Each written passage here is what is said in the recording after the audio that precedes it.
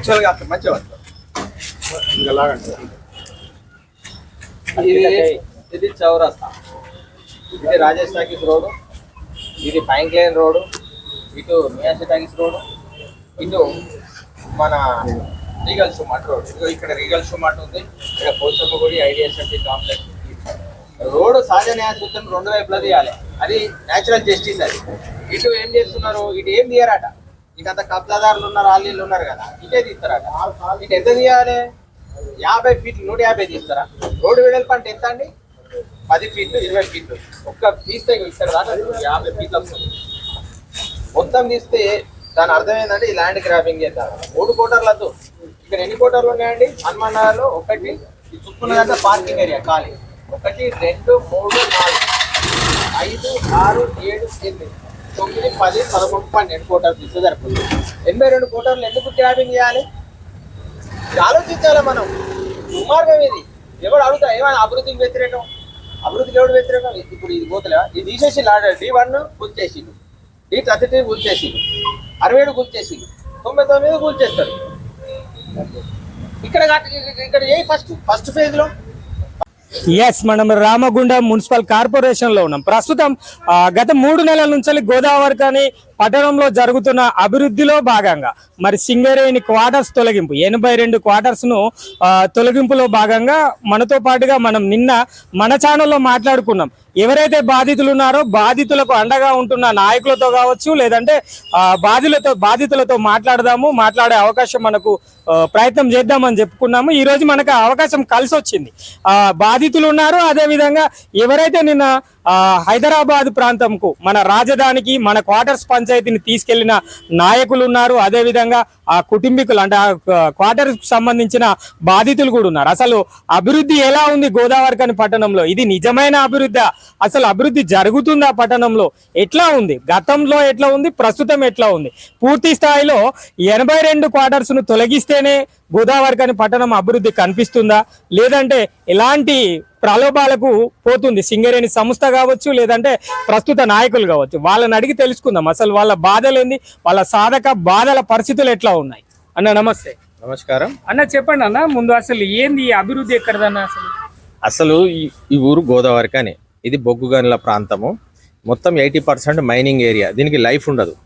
ఏదైతే బెల్లంపల్లిలో బొగ్గు తోడుకున్న కొద్దీ ఆ ఊరిని వదిలేసిపోతా అంటారు, కొత్త ఏరియాలను ఎంచుకుంటా అంటారు. గోదావరిఖని కూడా అలాంటిదే, దానికేం మినహాయింపు కాదు. ఈ ఊరికి లైఫ్ లేదు. మొన్న పార్లమెంట్ ఎలక్షన్లో 1,30,000 ఓట్లు పడ్డాయి, అసెంబ్లీ ఎలక్షన్లో 1,50,000, ఇలా 30. అంటే ఈ ఊరు విలువ గది. ఈ ఊరు ఏం పెరుగుతుందని చెప్పేసి దీన్ని హైదరాబాద్ లెక్క కనబడాలనుకున్న నాయకత్వంలో చాలా దుర్మార్గమైన పోకడ ఏంటంటే 70 సంవత్సరాల నుంచి ఈ సింగరేణి క్వార్టర్స్ ఎవరు డిస్టర్బ్ చేయలేదు. సింగరేణి ప్రాంతం అంటే ఒక కార్పొరేట్ సంస్థ, అది కాదని ప్రైవేట్ ల్యాండ్లోనే ఎంకరేజ్ చేసిండు. ఇప్పుడు లక్ష్మీనగర్కు దగ్గరగా ఉన్న ఈ శివాజీ నగర్ ప్రాంతాన్ని ఏం చేస్తున్నారంటే ఇక్కడ స్థల సేకరణ చేయాలి. ప్రైమ్ ల్యాండ్ కావాలంటే ఏం చేయాలి? కోటర్లు నిలగొట్టాలి. ఇదే కుట్ర. ప్రైమ్ ల్యాండ్ కావాలంటే ఇంకొక డీసెంట్రలైజ్ చేసుకొని మార్కండే కాలనీ ఏరియా అనేది తీసుకో, ఇంకొక ఏరియా తీసుకో, మెయిన్ రోడ్ మీద తీసుకో. నీకు కోర్టులు ఖాళీ అవుతున్నాయి, ఈ 2 కోర్టులు ఖాళీ అవుతున్నాయి, శారదానగర్ పోతున్నాయి. నువ్వు అక్కడ ఎన్నో రెమెడీస్ ఉన్నాయి. ఇక్కడే క్వార్టర్స్ తీసుకొని ఈయన్నే కలుపుకోవాలి, గిన్నెనే తిరగాలంటే ఎట్లా? ఒక కుట్ర ఏం జరుగుతుందంటే రోడ్డు వెడల్పు చేయాలి. కొంతమంది అపవాదం ఏం చేసిందంటే క్వార్టర్స్లో కిరాయిలు తీసుకుంటున్నారు అంటున్నారు. మేము అన్నాం కదా, రోడ్డు పొంటున్న క్వార్టర్స్ అన్ని తీసేయండి అని చెప్పినాం. మేమే అన్నాం. రోడ్డు పొంటి 12 క్వార్టర్స్ ఉన్నాయండి. ఈ స్ట్రీట్లో హనుమాన్ నగర్లో 8 కోటర్లు, శివాజీ నగర్లో 8 కోటర్లు, గాంధీనగర్లో 4 కోటర్లు, హనుమాన్ నగర్లో 4 కోటర్లు, శివాజీ నగర్లో 4 కోటర్లు, మీకు గాంధీనగర్లో 4 కోటర్లు. 12 కోటర్లు తీస్తే రోడ్ వైండింగ్ కావాల్సినంత వస్తుంది. ఇంకేం ల్యాండ్ గ్రాబింగ్ చేద్దాం? 3 వరుసలు అక్కడ దాకా తీయడం వల్ల లాభం ఏంది? అంటే ఎక్కువ లార్జ్ స్కేల్లో స్థలం తీసుకొని కబ్జా చేసి తమ ఇష్టం వచ్చిన వ్యాపార సామ్రాజ్యాలు నిర్మించుకుందాం అనడం తప్ప ఇది జనానికి ఏం చెప్తున్నారంటే అభివృద్ధికి అడ్డం పడుతున్నారు. సింగరేణి కోటర్లే కదా, సింగరేణి కోటర్లు అయితే ఇది డిపెండెంట్ కోటర్స్. ఇవి అయ్య పని కొడుకులు తీసుకున్నది అయ్యా. మెడికల్ ఇన్వాలిడేషన్ అయితే ఆ మెడికల్ ఇన్వాలిడేషన్ కాలో కన్నో ఇరిగి పక్షవాతమో వస్తే వాళ్ళు ఇక్కడ వైద్య సౌకర్యాలకు దగ్గరున్నాయని ఈ కోటరే ఇస్తారు. ఈ కోటర్ను చేంజ్ చేయడానికి లేదు. NCW నామ్ ప్రకారం ఇన్ని వైలేషన్స్ జరుగుతున్నాయి. ఇక్కడ ఇన్ని మానవ హక్కులకు సామాజిక విధ్వంసం చేద్దామన్న ఆలోచనతో ఉన్నదాన్ని మేము ఖండిస్తున్నాం. గౌరవ హైకోర్టు మాకు ఊరటనిచ్చింది, మా ప్లీడింగ్ విన్నది, మాకు మళ్ళీ సౌకర్యాలు కల్పించేదాకా డిస్టర్బ్ చేయొద్దన్నది. కాకపోతే ఖాళీగా ఉన్న కోటాలను కూలగొడుతూ కొంతమంది ఏం చేస్తున్నారంటే వెకేటెడ్ క్వార్టర్స్ని ఇక జరిగిపోయింది కూలగొడుతూ ఎట్టి పరిస్థితులలో క్వార్టర్స్ ఫస్ట్ వరుస తప్ప రెండో మూడు వరుసలకు ఎట్టి పరిస్థితుల్లో అనుమతించేది లేదు.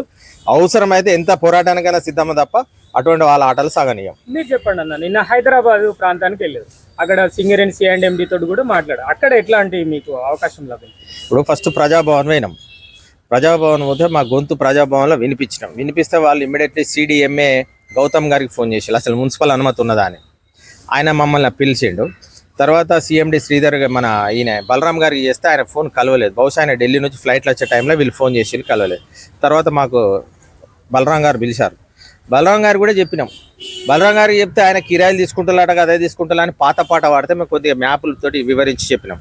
ఆయన నోట్ చేసుకున్నాడు కానీ మళ్ళీ శరమామూలు ఉంటుందా మార్పు అవుతుందో తెలియదు. గౌతమ్ గారు పిలిచారు, CDMA commissioner director municipal administration. ఆయన పిలిచి MC మున్సిపల్ కమిషనర్ శ్రీకాంత్ గారికి ఫోన్ చేసి నాకు టోటల్ రిపోర్ట్ కావాలి, డిస్మాండిల్ కూడా పర్మిషన్ కావాలి. మున్సిపాలిటీ పర్మిషన్స్ లేవు. అక్కడ వేముల అశోక్ టాకీస్ గులగొట్టిలు, ఎవరు గులగొట్టిలో తెలియదు అంటారు. ఇక్కడ చౌరస్తాలో గులగొట్టిలు. అంటే ఒక violation of human rights, violation of contempt of court, ఇవన్నీ గోదావరికంలో జరుగుతున్నాయి. మరి ఇది ఏ నాయకత్వం అర్థం అయితే లేదు కానీ ఎన్నడూ లేని 70 ఏళ్ళకి ఎన్నడూ లేని ఇక్కడ ఇంత విధ్వంసం జరుగుతుంది. మీరు మున్సిపల్లో గతంలో కూడా పాలనలో ఉన్నారు ఒక వార్డులో, మరి ఎట్లా ఉంది? అప్పుడు ఎట్లా ఉండే, ఇప్పుడు ఎట్లా ఉంది పరిస్థితి? ఇప్పుడు లోకల్ బాడీస్ను హ్యాండిల్ చేయాలంటే వాటిని ఏం చేయాలంటే వారికి అప్పుడు సీఎం హామీ నిధులని 100 కోట్లు సంవత్సరానికి 100 కోట్లు వచ్చినాయండి. 200 కోట్లు తెచ్చాము. ఎక్కడ అండి అబద్ధం, అది ఏది రాలేదు. అరిష్టం వచ్చింది. గత కొద్ది కాలంగా ఈ పాలన ఏర్పడ్డ ప్రజాపాలన కాదు, అరిష్టపు పాలన. ఏ హామీ నెరవేర్చలేదు. అన్ని అబద్ధాలు ఆడి ఏతులు చెప్పి అచ్చిళ్ళు.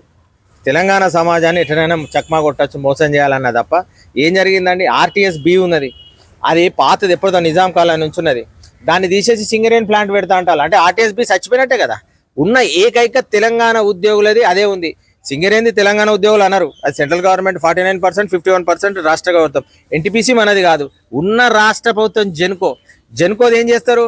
జెన్కోలో టెక్నీషియన్స్ ఉంటారు, ఆర్టిషియన్స్ ఉంటారు. జెన్కోకి ఇస్తే ఎవరికి రూపాయి అవినీతి చేయకుండా ప్లాంట్ కడతారు. సింగరేణి అంటే అవినీతి. ప్రైమ్ ల్యాండ్ తీసుకోవాలి. ఇంతే సింగరేణికి ఇంట్రెస్ట్ ఉంటాయి. జైపూర్లో ఇంకా 2600 మెగావాట్లు పెట్టడానికి స్థల సేకరణ చేసి ఖాళీ ఉన్నది. ఆడ పెట్టచ్చు కదా. ఇక్కడ దీన్ని చంపేసి పెట్టాల్సిన అవసరం ఉన్నది. దీనిగానే బతకనిస్తే అయిపోవు కదా. ఇప్పుడు ఏ కాలనీ చచ్చిపోతుందా? B కాలనీ చచ్చిపోతుందా? నీకు అక్కడ ఉనికుంటుందా? ఏమో మరి ఇది అర్థమైతలేదు. ఎమ్మెల్యే గారు తండ్రి పనిచేసి అందులో ఆ కృతజ్ఞత ఉంటుందన్నా దాన్ని కాపాడాలి.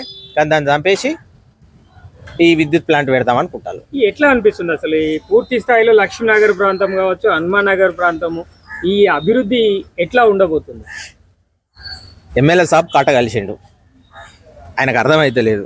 ఆయన చుట్టూ చేరిన మంది అయితే ఏం చెప్తాలో చెవులు కొరికి ఏం చెప్తాలో ఆయన కాట కలిసిపోయాడు. ఏడ చేద్దాం అనుకొని ఆయన పిచ్చి అటెంప్ట్లు చేసిండు. అవన్నీ బూమరాంగ్ అయినాయి. అది గూలో కొడితే అది స్టే వచ్చింది, ఇది గూలో కొడితే ఇది స్టే వచ్చింది. మేము హైకోర్టుకు పోయినాం. అంటే ఒక పనికి సహకరించలేదంటే కారణం ఏంటిది? ప్రజా వ్యతిరేకత వచ్చినట్టు. ప్రజా వ్యతిరేకత వస్తేనే కదా నీకు 90,000 ఎమ్మెల్యేకి పడి మళ్ళీ పార్లమెంట్కి వచ్చేసరికి 50,000 పడ్డాయి. 40,000 ఓట్లు 5 నెలల కథమైపోయినాయి. ఇంకొన్ని రోజులకు చిత్కరించే పరిస్థితి వస్తుంది. ఇది అర్థం చేసుకొని 40,000 ఓట్లు ఎందుకు తగ్గినాయి, ఇంత ప్రజా వ్యతిరేకత ఎందుకు వచ్చిందని తెలుసుకోవాలి, ఆత్మ పరిశీలన చేసుకోవాలి. అహంభావంతో పోతా అంటే ఎవరి పతనానికి వారే బాధ్యులు.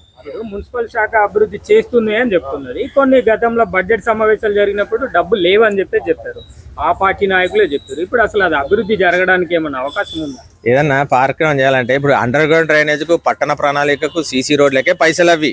DMFT నిధులైనా ఏమైనా నీకు పర్టికులర్ బడ్జెట్ లేదు.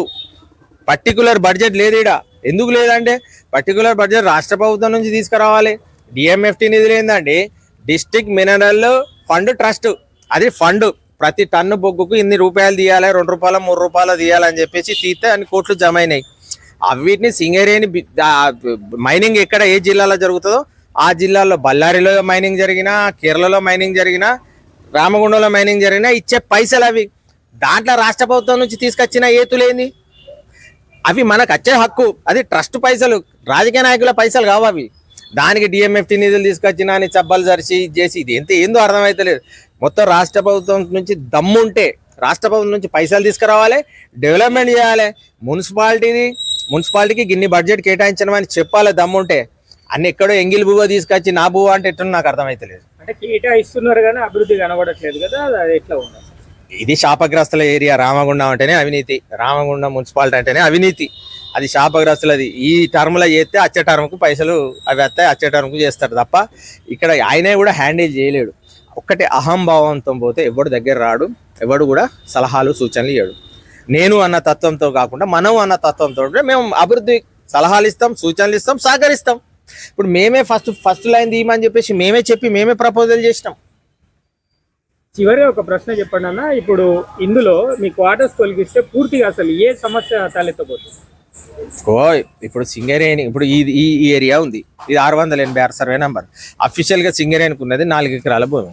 ఇది మొత్తం 14 ఎకరాల 18 గుంటలు, 4 ఎకరాలే ఉంది. ఇది అంతా తీసినాక వాడు పట్టదారుతో రాయించుకున్నాడు అనుకో, సింగరేణి ఏమంటది? మున్సిపాలిటీ అక్కడ ఐడిఎస్ఎంపీ కాంప్లెక్స్ తీసినప్పుడు ఫస్ట్ మైదానం అదే అవుతుంది. అది ఇప్పుడు కొడుగుడ్లు అమ్మటోని, కొత్తిమీర అమ్మటోని ఎల్లగొట్టి కాంప్లెక్స్ కడతామా అన్నారు. సాఫ్ చేసినాక పట్టదారు వచ్చి నాయన కట్టిండని కట్టిండు. ఇక్కడ కూడా అదే జరుగుతుంది. ఆ జ్ఞానం ఉండాలి. ల్యాండ్ గ్రాబింగ్ చేయకుండా మేము ఆపుతాం. 60 ఏళ్ళకెళ్ళి మేము ఇక్కడ పొజిషన్లో ఉన్నాం, మేము కేర్ టేకింగ్ చేస్తేనే ఇది దక్కింది. ఇంతమందిని మమ్మల్ని బాధ పెట్టి జీవో నంబర్ 76 వర్తింపజేసి మాకు ఎవరు కూడా వాళ్ళకి ఇవ్వాలి. బెల్లంపల్లిలో 3140 కోటర్లు ఇచ్చిళ్ళు. ఇక్కడ పాలకులకు ప్రేమ ఉంటే అవుతుందండి, జ్ఞానం లేకపోతే కాదు. ఒక విజనరీ ఉండాలి. ఏదో షౌకుల రాజకీయాల కథ కాదు, పని చేయాలి ప్రజా జీవితంలో. ఇప్పుడు ఇది చివరిగా అభివృద్ధి అంటారా కాదంటారా? అభివృద్ధి పేరుతో విధ్వంసం చేసి పిచ్చి చేసి కాటగాల్సింది తప్ప అభివృద్ధి అంటే ఇది కాదు. అభివృద్ధి అంటే నువ్వు ఉపాధి పెంచాలి, ఇండస్ట్రీస్ తేవాలి, నీకు స్వయం ఉపాధి కలగజేయాలి, స్కిల్ డెవలప్మెంట్ చేయాలి, నీకు ఎంఎన్సీ కంపెనీలను జాబ్ మేళాలు పెట్టి వాళ్ళను ప్రోత్సహించాలి. ఇంకేదైనా వాళ్ళకి ఏమున్నదో బ్యాంక్ లింకేజీలు ఇవ్వాలి. ఇది అభివృద్ధి. కానీ మానవ వనరులు ఇట్లా డెవలప్ అవుతాయి. కానీ ఈ దర్వాజాలు గోలగొట్టుడు, ఈ గోలగొట్టి షటర్లు కడితే, అన్ని షటర్లు కడితే వ్యాపారంతో మంచిర్యాల అవుతుందా? ఇది మంచిర్యాల చేస్తా, మంచిర్యాల కాదు హైదరాబాద్ అవుతుందా? ఇది మంచిర్యాల, హైదరాబాదే, సిద్దిపేట, గోదావరికనే. దీన్ని ఏదో కోతింగ్ చేయి కొండంగిం చేసినట్టు అవుతుంది ఇదంతా. Thank you. ఇది వాళ్ళు మనకు చెప్తున్న సమాచారం ఏంటంటే ఇక్కడ ఉన్న సమస్యలే కాదు, అసలు పట్టణ అభివృద్ధి అనేదే లేదు పూర్తి స్థాయిగా. గతంలో ఏ విధంగా అయితే పోచమ్మ మైదానం జరిగిందో అదే పరిస్థితిలో, అదే పద్ధతిలో కూడా ఇప్పుడు కూడా రాబోయే రోజుల్లో అదే జరుగుతుంది. అందుకోసమే మా యొక్క ధర్నా కార్యక్రమం కావచ్చు, లేదంటే ఇతర పార్టీలను కలుపుకొని మా సమస్యలను విన్నపించుకొని రాష్ట్ర ప్రభుత్వంతో పాటు సింగరేణి ప్రభుత్వం అంటే సింగరేణి సంస్థ కూడా మా సమస్యను విన్నపించామని వారు మనకు చెబుతున్న సమాచారం ఇది. కెమెరా పర్సన్ సతీష్ తో రామశోక్, నిరుద్యోగి న్యూస్, గోదావరికని.